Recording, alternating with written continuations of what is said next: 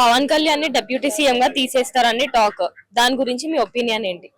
అలా ఎలా తీస్తారండి అంటే, ఫర్ ఎగ్జాంపుల్ చెప్తున్నా, ఇప్పుడు సిబిఎన్ గారు సీఎం అవ్వడానికి one of the main reason మన పీకే గారు.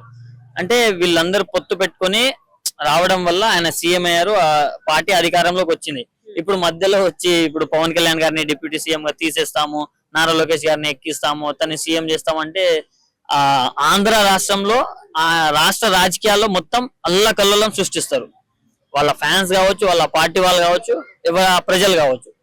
సో అది ఇప్పుడు ఒకవేళ నిజంగా మనం ఇప్పుడు లోకేష్ గారిని డిప్యూటీ సీఎం చేయాలన్నా, లేకుంటే సీఎం చేయాలనుకుంటే ఆయన అది ఆ ఫాలోయింగ్ ఉండి ఆయనకు ఆ మంచి పేరు ఉంటే ఆయన్ని డైరెక్ట్ గా ఎలక్షన్ లో నిలబడమని చెప్పి అప్పుడు అవ్వమని చెప్పండి. అంతేగాని ఇప్పుడు ఆల్రెడీ పదవిలోకి వచ్చిన మన పీకే గారిని తీసేసి ఆయన్ని పెట్టడం మాత్రం కరెక్ట్ కాదు.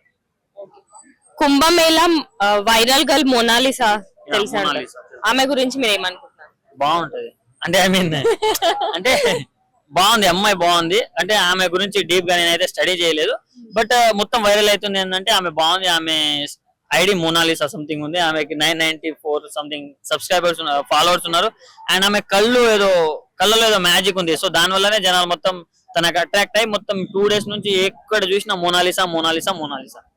మీకేమైనా మ్యాజిక్ అనిపించిందా? మ్యాజిక్ అంటే బాగా అనిపించింది. అంటే ఐ మీన్ ఆమె కళ్ళలో నిజంగానే ఏదో మ్యాజిక్ ఉందన్నట్టు అనిపించింది నాకు.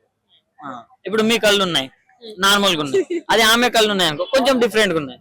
అంటే మీరు కూడా బాగానే ఉన్నారు, బట్ ఆమె ఇంకా బాగుంది అంటున్నా.